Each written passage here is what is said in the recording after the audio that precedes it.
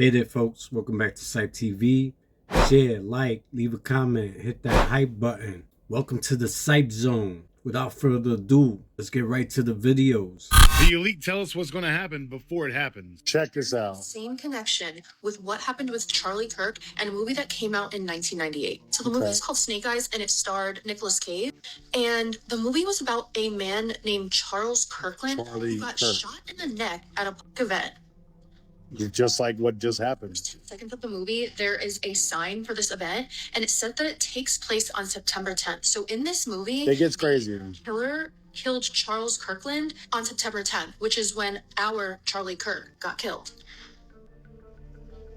It gets even crazier because the killer in this movie is called the Executioner, and he is a distraction for the person who actually did the killing of Charles Kirkland. And get this, the person who took the in the movie's name is Tyler. The same name of the guy who did it in real life. You know, the same thing that happened to Charlie Kirk. Tyler Robinson. And on the box for this movie and on the trailer of this movie, underneath where it says Snake Eyes, it says, "Believe everything but your eyes." Guys, Ridiculous programming. Now, what do y'all think? Y'all think that's coincidence? Or you think this is like they knew the future and they saying it in movies? And if that's true, you got to figure out other movies where they already told a story that's going to happen in the future, right?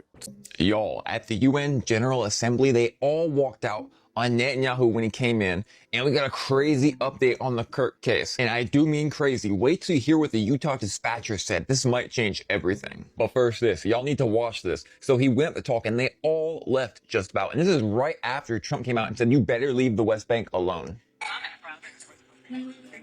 And we'll take a speech, we will listen to it here, and we'll have the analysis for you on the other side.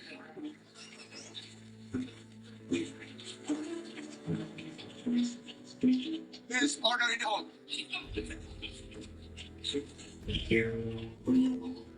This order in home.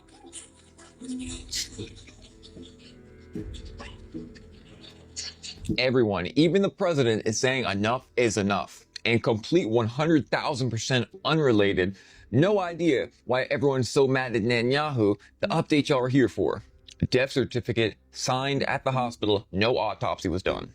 Allegedly, that's what the dispatcher says. Did a request, they emailed me back. He did not go in for an autopsy. The death certificate was signed by the doctor at the hospital. Okay, can you just do a post documenting that? Sorry, 10-9?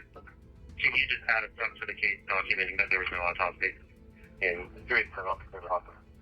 I need an officer at Timpanogos Hospital. Bro, did you see the little doll they put in for the atomic bomb awareness? And in a small world? It was like a little Japanese figure that was covered in dust and like said, "Never forget the atomic bomb." They somehow got it into Disney, got it in the It's a Small World ride. Disney didn't put it up. No, Disney didn't put it up. Dude, imagine you have no idea and you're just like with your little kid and you turn this corner and there's It's like a straight up grudge. Yeah, like, that's right. what that is. Dude, they should make an opposite of Disneyland, where it is something like It's a Small World after all, but it's like terrible things. Oh, gosh. All these horrible moments in history. 1938.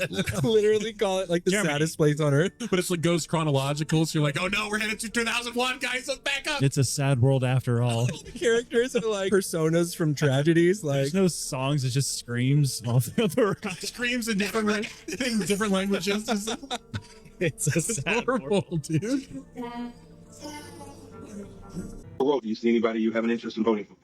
Hey, man, I say my prayers. I'm a spiritual person. We can't all do that. Yeah, but that's what I'm doing, man. I think it's a higher power than all of it. I think it's a higher power than government. I think it's a higher power than all of those things. And hey, and the Lord will make a way instead of whipping some ass for vote.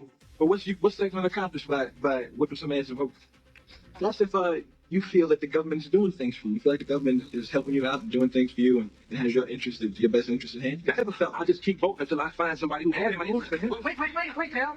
Who say what happens when you go pull a lever and they say, "Oh yeah, we count the votes and who knows what goes on, man? You gotta know. But when you have nothing, hey, church chief, you have nothing to do with any of it. Any of it. It's the cats that run this thing. Now I'm not doing this, and a lot of people gonna say, "Oh, he's crazy and run the vote and all that." There are a bunch of cats that run this planet, and they just wait on the higher power to handle things. Read your Bible. He's dropping jewels right there. He's speaking the truth. And I'm pretty sure that interview was in the 90s. So he knew the truth back then. Of Sabrina Carpenter. Fun fact about her, her aunt is Nancy Cartwright. She voices Bart Simpson, and she just happens to be one of the most famous members of the Church of Scientology, which is a whole different rabbit hole I'll go into another time. Recently, Sabrina Carpenter caught a lot of flack because this photo shoot sure resembles this, which is from an old movie titled Lolita. For those who didn't know, the movie Lolita is literally about a grown man who wants to be with a child. And the rise of Sabrina Carpenter, in my opinion, is the same MO as all these pop stars. She started in Nickelodeon, like many of them start in Nickelodeon or Disney. Over time, throughout acting gigs, etc., they amass a fan base, which consists mostly, if not all, children. So if we were to assume that most of her fans, which they probably are young girls, and then you see her doing stuff like this, which she calls the Juno pose, it's really sick to think about. Here we see some one-eye symbolism from one of her early music videos. Here's her putting up some more imagery on stage. But back to the photo shoot. Remember, the original movie is about a guy who wants to be with a child, right? Well, what are the chances, guys? Sabrina Carpenter's very first acting gig was credited to her in Law & Order SVU, where she's a victim of you-know-what. So not only...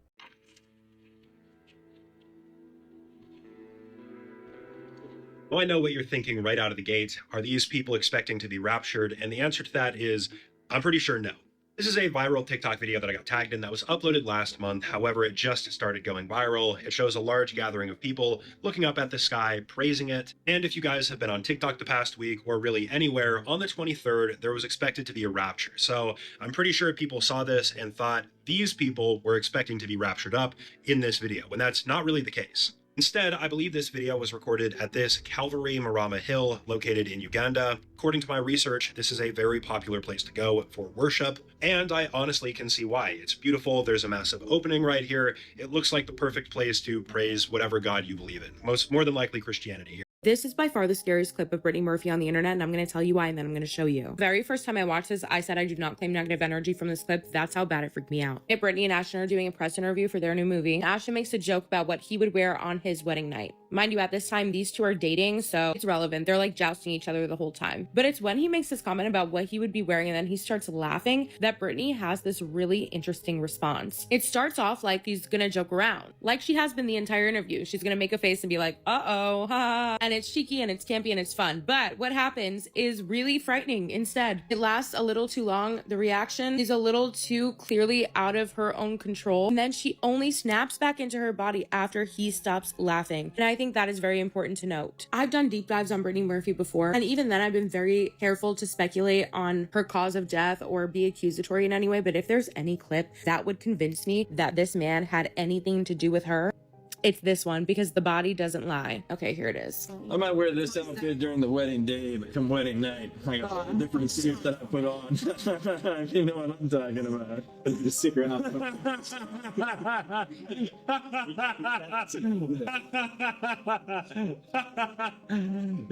If you're enjoying this video, I put several videos out a week. It'll be amazing if you hit the subscribe button and join me in the next video. Was Jeffrey Epstein a CIA agent?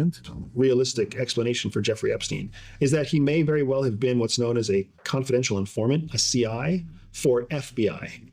More than a Mossad asset, more than ever a CIA asset or anything like that, because he was actively involved in illegal activity, supporting American citizens. That makes him the perfect kind of target for FBI to pursue, because FBI could grant him leniency or forgiveness for his crimes as long as he reported the crimes of other American citizens to the FBI. Hence why they faked his death and he could still be alive.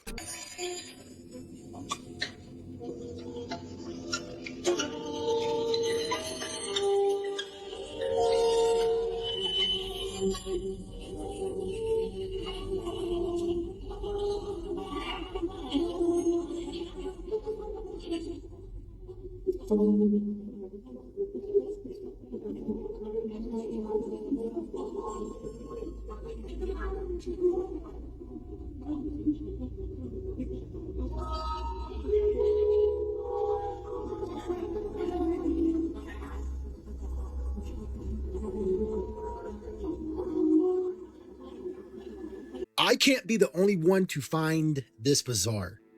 What Justin Bieber posted. And I know that he knows all of the quote unquote conspiracies about this right here. About that certain emoji that he used to cover his child's face. This is very bizarre stuff indeed. And again, you know that he knows exactly what he is doing when he does this right here. Why else would he use the emoji that he used? Why else? Ask yourself that question, because this is very, very bizarre. This is very, very bizarre. Here's Glenn Prager, no relation to Dennis, but Glenn Prager, Jeffrey Epstein's investigator, Department of Justice, is being interviewed on September 8th, asked questions, and you have to see what he says about Clinton, Epstein, and Trump. Listen to this, folks. It's not talked about yet, but it's soon come out that he was a CIA. He was a CIA. He was a CIA. I think he's protecting a lot of other people. He's not protecting himself because there's nothing there, but he's protecting a lot of people. Because Trump's now saying it's a hoax of the case, like a hoax or something. I mean, no, you know it's not a hoax. He's been on the plane now, many times. It's just he was never on the plane with a kid. Bingo. I've seen the interviews and I've interviewed all the victims. There's never been an instance where Trump was on a plane with these bids. And boom, that can't be said for Clinton. Wow. Can't be said for others. Wow. Yo, this is crazy, y'all. I'm gonna play this video and pay attention to the guy in the black shirt on the left side. Political opinions. I'll take her not counting gang violence. Great. All right, you got that. Now pay attention to the guy that's in the crowd. He got a brown shirt on. Stu Peters is gonna explain it to y'all. That's the assassin. That's the guy that pushes the detonator, which perfectly aligns with the explosion that pushes that projectile through Charlie's right side of his neck and out the left side, creating the exit wound.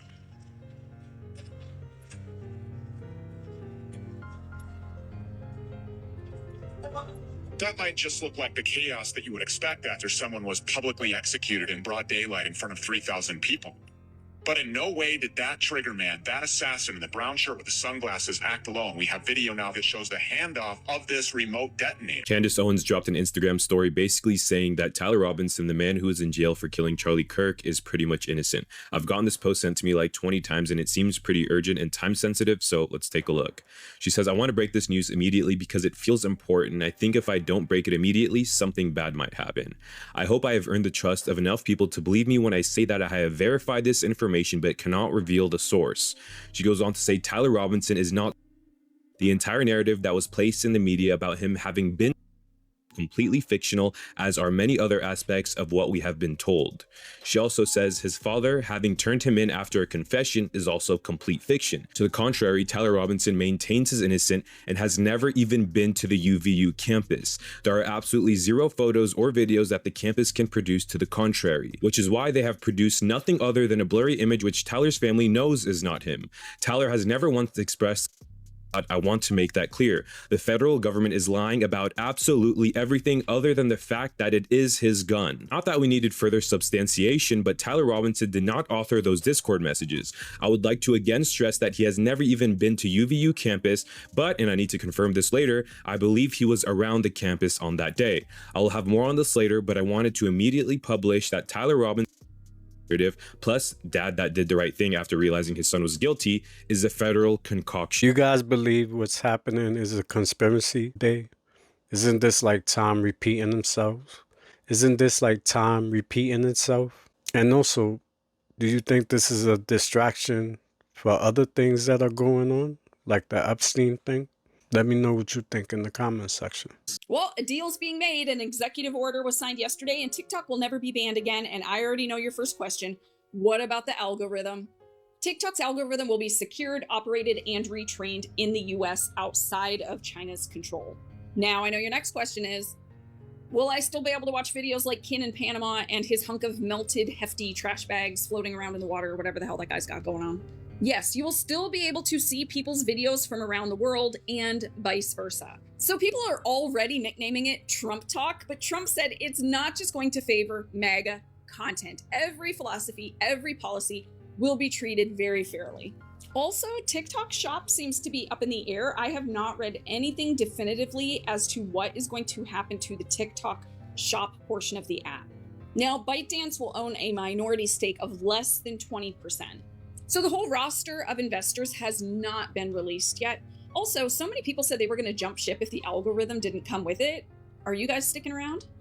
Guys, what we just saw happen to Israel today at the UN summit will be looked back on for years. So as we see from videos, Benjamin Netanyahu, he goes up to the podium to address the room. But before he could even start speaking, dozens of delegates, they start walking out of this room in protest, leaving him to give his speech to a largely empty room. Now, there were some cheering, there was some applause, and they were pretty loud as well, but they predominantly came from the gallery right at the back of the room rather than the main floor. Now, the gallery, for those who don't know, is predominantly made up of observers, the special guests, and the media. Now, when he actually started giving his speech, the IDF, all the way back in Israel, they used loud speakers, like these things are huge, and they put them on trucks and they blasted what he was saying into Gaza. In fact, Netanyahu even claimed that the Israeli intelligence, they had hacked smartphones of people in Gaza and they would stream his speech to them directly. Now, we don't know if that was successful or not, but another really interesting thing about this whole situation is the really strange route that he took to get to New York from Israel. Because instead of going the shortest route over Europe, the UK, France, Spain, Ireland, he actually added an additional 663 kilometers onto the trip, which is about 2 hours, and avoided flying over those countries. Now, there's only speculation. We don't have confirmation of this, but the speculation is that these countries are part of the International Criminal Court, which does have an active arrest warrant out for him. Now, Netanyahu, he firmly denies that this was the reason that they took that route. So I don't think I'm the only one tripping on this picture of Justin Bieber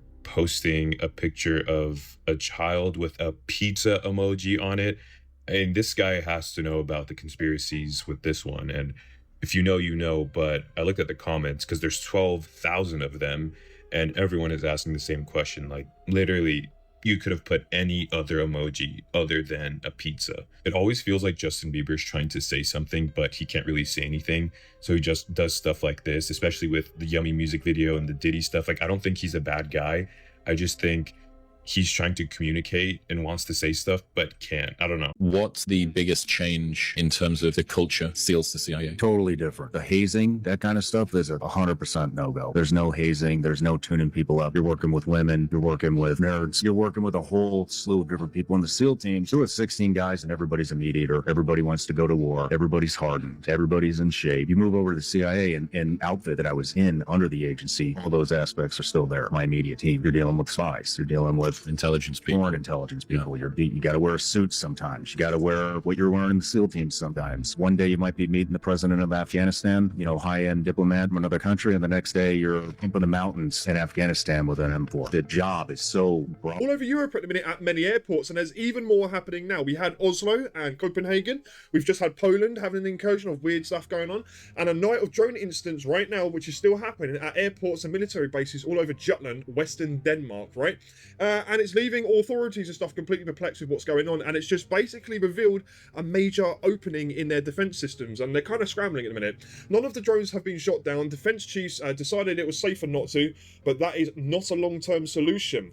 Denmark is of course not alone. Norway, Estonia, Poland, Bulgaria and Romania have all been subject to hybrid warfare in recent weeks, even up until now. Estonia and Poland have both invoked NATO's Article 4 this month after the Russian warplanes invaded their airspace. Denmark has said a professional actor was responsible for the drone attacks it saw, but that there was no evidence of Russian involvement or anything of that nature. Right? The Danish governments are currently assessing whether to invoke this article as well, which is kind of crazy. This is a serious moment for Denmark and its top brass government's defence and police quickly called a press conference where Defence Minister Troels Lund and Poulsen, probably have butchered their name, said it looked systemic, right? Because of the number of locations targeted. Now, this wouldn't be the first time that, you know, UFO or drone incursions have almost sparked World War III. They don't know where these things are coming from. They don't know who's operating them, why it's happening, and where they're going. And Moscow firmly rejects any involvement, and its embassy in Copenhagen has denounced the incidents as a staged provocation. However, Frendel, I can't even pronounce his name, is no doubt about the risk and said only last week that Russia will be a threat to Europe and Denmark for years to come. Nobody has yet come to any harm, primarily because the drones were left to fly their course. They don't know what they are. Defense Chief Michael Heidegard put it simply: when you shoot something down in the air, something also comes down again, right? Which is true. And it kind of makes you question, why did they engage that UFO that kind of was revealed by Eric Belson when they hit it with a Hellfire missile? What is going on, mate? This is still unfolding. More airports are being affected by these situations that are happening right now, and there's still no sort of information as to what or why is going on. So there you have it, people. It's going down. So UFO and UAP sightings are ramping up. My theory is that they're here to either scout us for an invasion in the future, or they see the things going on around the world. World War III may have started, and they're trying to distract the countries from each other and make them focus on the UFOs, or the UFOs are saying we here to stop this, and the government knows us, the public, have no idea. Let me know what you think on why these UFOs and UAPs, you're seeing more and more of them nowadays. So now we have Ray J out here claiming that he's helping the feds build a case against his Smex tape ex-crush, Kim Kardashian. Is he going to end up like Kanye? Does anybody else remember listening to Sirius XM satellite radio and they would play her saying certain words from that tape over and over and over again? I do. And I just remember driving to Memphis one day and I'm thinking, what would your mother think? And then years and years later, we find out that she's possibly the one that filmed said Smex tape. And possibly the one who leaked it to the public so she could be just like Paris Hilton from her tape called One Night in Paris. Do me a favor, put a finger down if you've never been marketed by your mother on a Smex tape and became a billionaire because of it. My finger's down. Where are those 1,200 people? Where did they go? People are saying that 1,200 detainees from Alligator Alcatraz is missing. Not only that, guys, people are saying that their records were wiped. Like they no longer exist, like they never existed. What's going on here, guys? This is what I'm hearing. Like I said, I don't know if that's true or not. I don't believe it. I don't believe it. Because that would never happen. That doesn't sound normal to me. Where are they? Huh? Where are they? Where are those people at? Where did they go? People have a lot of stories behind this. Stories that I can't even speak of. Where are those 1,200 people at? That's all I want to know. Listen, I'm home. Other people want to know where those 1,200 people at. Because you just don't disappear. Nobody just disappears. Unless it was Judgment Day. That's the only time people are going to disappear. But if not, people would like to know, where are those 1,200 people at? What is going on in Florida, actually? What is going on down there? Anybody know where those people are at? No, I just played about, guys. This video is for entertainment purposes only. I don't know how true that is. Like I said, people be saying so many things that's not true. I don't know what to believe. I don't know, guys. You let me know what you think about this. I'm out. Would you believe your eyes if a 100-foot equilateral triangle appeared above you, glowing, and hovered there for several minutes? Seriously, think about that. This man claims it happened, and he says it temporarily fried his phone, and it basically changed his life. I'm going to play something, check it out, and then we're going to talk a little bit. So this thing flies to me, it's a light. All of a sudden, while it's flying to me, this triangle appears. I can't tell you if it was active camouflage. I cannot tell you if it manifested around it. The only thing I can tell you is that light came and a triangle appeared around it. My cell phone gets incredibly hot and completely freezes and shuts down. I'm under it, and the first thought in my mind is literally, okay, so this is real too. I am now of the opinion that what I saw was not ours.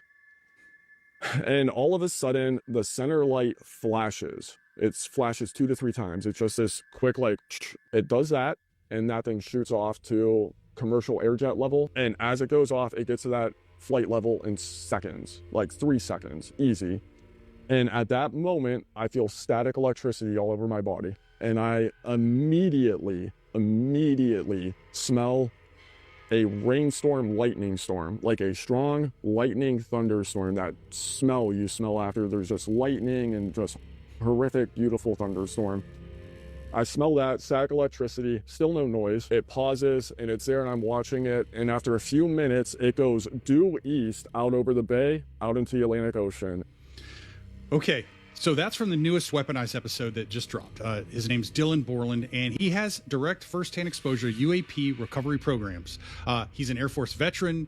He later worked for some defense contractors. He's testified for Congress. He's testified for Arrow and the ICIG, and he laid it out to Corbell and Knapp. He describes this incredible UFO sighting that he had at Langley. They also talk about his career retaliation and manipulation of his security clearance after getting exposed to legacy UAP crash retrieval info. And that's basically why he went public, one of the main reasons at least. I think Borland comes across as extremely genuine. Check out this episode if you can. It's definitely worth it. And seriously though, would you trust your eyes if that manifested itself in front of you? Let me know. Hello, people. I'd like to share a story with you, which a UFO story, which has happened to myself and my brother around 40 years ago. So it was a long time ago, but the relevance of it has not changed. Briefly, my brother and I witnessed a chase between two hostile craft. The chase resulted in one of those craft crashing into a tree, and a third party was involved. That third party was able to get a close-up look at the craft. It measured around 8 meters long and appeared like a yellow speedboat shape from the underneath. So it was a very compelling sighting, which is why I'm here today on the internet talking about it, because I can talk about it with a certain level of confidence that not all witnesses have. Our house looked over a valley up towards the township of Sterling. At the end of the valley there was a ridge with some pine trees on it, and we knew the valley well. We'd hear cars and helicopters and any other mechanical devices. The sound seemed to echo down the valley. Well, on this particular night, my brother called out and said, "Phil, come and check this out." At the end of the valley, just above the tree line, was a yellow object. It was hovering, wobbling around, then it would resume its hover. And we knew that this was not any ordinary craft, so we were pretty interested. A few minutes later, a red object joined this yellow object, and it was almost had a cartoon-like quality to it. The red object zoomed up to the yellow object, reversed up, and then zoomed up again, as if the yellow occupants had not actually noticed the presence of it. The yellow object took off as fast as a rocket, and the red object followed. So these craft zigzagged across our valley, back and forth, many times in very close pursuit, sort of like a couple of blowflies. If you've ever watched a couple of blowflies zipping around the sky, they almost operate as if they're on the same brain, because they stay such a close uniform distance apart. It's quite impressive to watch, and these craft performed like that.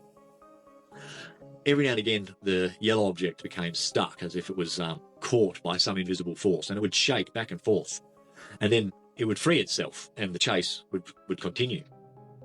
The sort of movements of these craft were nothing like any conventional aircraft could do. The accelerations were instant, so they'd be from a stationary position, get to a speed instantly, and stop, turn, reverse with no change in velocity at all. So it was like watching ping pong balls bounce off of a wall. They'd obviously overcome the barriers of inertia. There appeared to be no inertia to the movements of these craft. We had enough time to run into our parents' room and try to get them out of bed to come and watch this, but they told us to go back to sleep, so they perhaps didn't believe us. Eventually, the yellow craft had enough of this chase and took off to our right and disappeared behind a hill. That was the end of the event. We didn't see any more chasing, and we didn't see any more craft. We waited probably for an hour afterwards to see if they'd reappear, but they didn't. All up, the sighting lasted maybe 15 minutes in total. Now, 2 days later, in the paper, another chap had reported on the same night at the same time, hearing a loud crash. He ran out the back of his house, shone the torch into a tree, and saw this yellow object wedged some 30 or 40 meters into the upper branches of this tree. He described it as an 8-meter long yellow speedboat shape from the underside.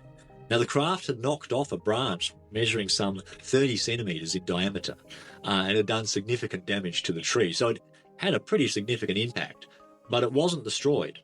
Daryl, the chap who had witnessed this, called the police, and they did turn up. But by the time they turned up, the craft had disappeared. But from my brother's perspective and my own perspective, we knew Daryl was telling the truth because we had witnessed the same event on the same night at the same time. And where the craft had disappeared to, from our own vision, was where Daryl lived, which was behind that hill. So we knew that the two events, or the two sightings, were the same event.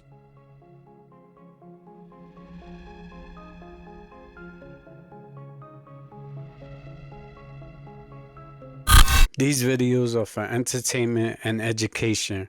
Real or fake, fact or fiction.